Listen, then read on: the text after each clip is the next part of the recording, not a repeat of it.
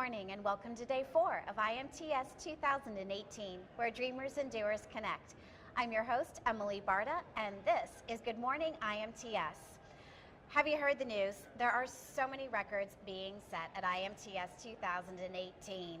Things have been really good since IMTS 2016, and the future of manufacturing looks very bright as well. I'm sitting here with Doug Woods, who is the president of the Association for Manufacturing Technology, to talk to us more about it. So Doug, how has the industry changed in the past 2 years? It's been really kind of amazing watching what's happening, largely I think because of all the new technologies that are coming out. IMTS in 2016 was a great show. We thought almost the pinnacle of what you could get, and obviously we're seeing things even a little bit more exciting, a little different here. But I think the big change in what people are actually coming out to IMTS 2018 to see is that transformational technologies, the things that you're reading about in the newspaper, seeing on TV, reading about in the magazines, artificial intelligence, machine learning, things that are going on with augmented reality, additive manufacturing, some of the hybrid manufacturing. There's so many new technologies, and people are really trying to figure out, okay, I was listening to people talk about them in presentations back in 2016, and now I'm starting to see them actually in products, actually in services, actually things I can implement into my facilities. And so a lot of people, and I think it's one of the reasons that we have so many more people coming out in IMTS 2018, they want to see practical applications of how we now use these new technologies. It's really quite exciting, and I think as we go forward from this point, you're going to continue to see these technologies embedded in new products that you'll see exhibitors implementing in new and creative ways. It's really great. Well, one of the things I find interesting about these new technologies that we've been talking about throughout the years at IMTS, but they're not just within the industry anymore. They're out in the public. You know, the average person walking down the street knows what 3D printing is. How exciting is that it's not just internal within the industry, but it's external to the public as well? That is one of the things that I think is, for me, most interesting. So having been in manufacturing my entire life, we talk about, you know, AMT, manufacturing technology. It's now where manufacturers have always been steeped and integrated in working with manufacturing technologies and integrating technologies into their products. What's really different now is the people who are the technology providers, like let's use the term kind of the folks from Silicon Valley with the really neat, really cool technologies, they're all of a sudden interested in putting their technology into manufacturing. So we've always thought we were doing a lot with technologies running manufacturing companies, and we were every decade. But what you really see now is companies that were mostly focused on software or high-end technology trying to figure out how do we integrate our technology into manufacturing. And that's actually created an entire new spectrum of folks that are contributing to the innovation. It's almost like we have a new incubation lab for creating cool manufacturing technology, bringing the best of the computer science, electronics, and software world into the manufacturing world that we were in, creating a really strong set of new products that from a productivity standpoint and from an effective use of being able to build out the next generation products, it happens more seamless, more quickly, and more efficiently now, leveraging that combined strength. It's really quite cool. Well, how has that combined strength and this inclusion of more of these quote-unquote Silicon Valley companies changed the expo floor at IMTS? Well, even if you start to take a look at having the two ETs, so we have two emerging technology centers. So you look at new technologies coming in, you look at how do we fit all these in. So you have Cisco that's participating at our Emerging Technology Center that we have, where we have the digital thread being displayed. Everything from digitizing the beginning of the process from design right through the end of the process and all the production steps in between. If you go over to the additive manufacturing ETC, Emerging Technology Center, you see a company like Hewlett-Packard. So if you dial back 10 years, 15 years, maybe not that long, dial back just a few years, you wouldn't typically see Hewlett-Packard in an additive pavilion. You wouldn't typically see Cisco, you know, in part of our digital thread for manufacturing. And I think that's part of what you're starting to see is that some of these newer technology companies integrating and complementing and collaborating with some of our manufacturers in these new solutions. And then as you go around the factory floor, you start to see some of those things being integrated into multiple different product lines. And there's examples of that all the way through of companies you wouldn't typically expect to be in, you know, GE, you know, making additive equipment, HP making additive equipment, you know, folks, you know, like Google even getting involved in making cars, being a new manufacturer. So the landscape of who was a manufacturer and who was in manufacturing technology is different, largely because of the leveraging and utilization of these new technologies, bringing the two groups together. Well, how does that change the perception of what manufacturing is all about? Because, you know, people out in the general public, they might have an idea of what they think manufacturing is, but what is manufacturing really? How does this inclusion change that perspective? I think one of the biggest things that affected how people see things in manufacturing is what's happened with the additive manufacturing movement. Additive has been around since the 80s, but what's happened with the acceleration of lower cost additive manufacturing solutions is you had an entire movement, the maker movement, getting involved with manufacturing. And they were doing it because it was easy, it was seamless, you could digitally capture an image and turn that image into a file. The file could be sent to a low-cost printer, and you could make things that you were envisioning. And so a lot of people became engineers or became manufacturers because they just wanted to evolve and use the technology.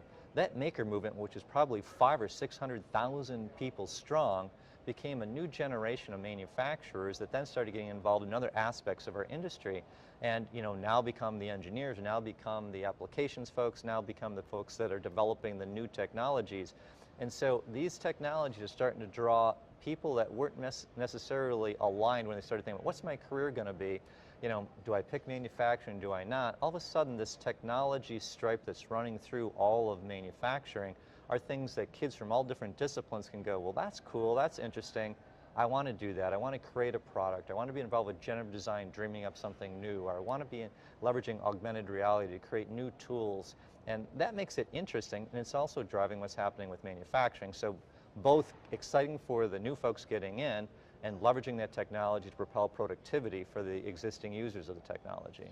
Well, we have a problem with the skills gap. Is this inclusion of technology helping solve that problem?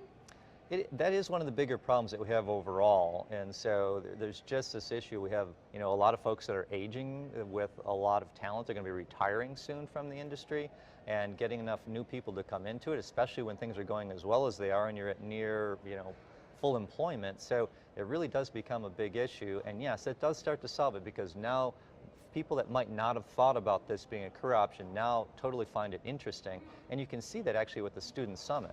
The Student Summit is unbelievable. When you think about, we've got 20,000 students and educators coming here to see 80 exhibits in the Student Summit of what's happening with technology and what you could do with all these new technologies, and it's hands-on. There's experience labs, there's things about what's happening with smart manufacturing, and so to see the kids down there really excited about using the technology, doing the demonstrations, going to the learning labs, that's phenomenal, because it wasn't that long ago that I can remember, and I've been coming to the show since 1978 for quite some time, but it wasn't that long ago where a lot of the exhibitors really didn't want to have the students up on the up on the floor, because they wanted to be there to sell, and the kids would be taking up the time. Now it's turned 180 degrees, where you actually have the exhibitors who have a lot of money in their booths are actually duplicating some of that in a cool, neat way, so the students can see how the technology can be leveraged in another area. So they're actually spending more to create new opportunities, and actually excited about having the kids here, because that is the next generation of manufacturing. Those bright young kids that go, this is cool, this is neat, I want to try it. Whether you're building a robot, whether you're leveraging augmented reality, whether you're doing your own programming script in R or Python and driving new apps, these kids that are excited doing these things, they're the next generation of manufacturers. And so that's part of the solution. If you can kind of inoculate some of these guys with a little bit of the coolness of what's happening, and they keep on going down that path, those are the folks that are going to start driving manufacturing in the future. Well, what about the international component of the show? It is the International Manufacturing Technology Show, but it's based in Chicago, which is in the U.S. How has that grown through the years? Yeah, it's amazing to me when I actually think about, and when they tell me the number, because I always ask, like, how many countries, what's going on? And when I hear the number, I'm like, are you really sure? Is it really that many? We have 117 countries, different countries of attendees and visitors coming here. And so when you think about that, it's really impressive that people see IMTS is one of those main international events that they need to come to from those 117 different countries to see the newest technology, to see how it's being implemented, to learn about how to leverage it. So it wasn't that long ago where, yeah, to your point, was it a regional show? And sure, there's some regionality to it, because in the Chicago area, you have a huge part of the manufacturing infrastructure, and a short flight and a short drive, you can get a lot of people. But obviously it covers the entire United States, and with 117 countries, you're pretty much covering the globe of people that care about manufacturing technology. You have to come to IMTS, and it's clear by our numbers, they're coming to IMTS.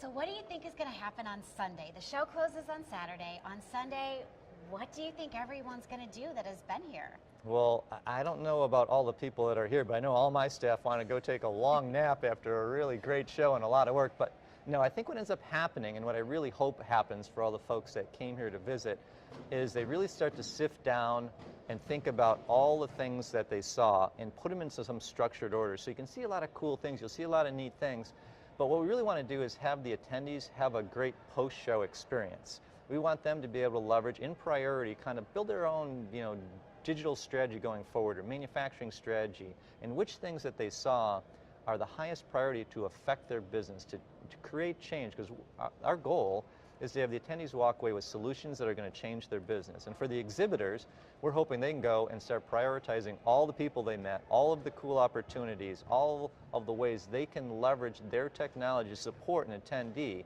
building their business. And so to the extent that they can kind of take a breath, kind of relax and regroup, but immediately go, I want to now leverage everything I saw, everything I learned to change the dynamic of my business.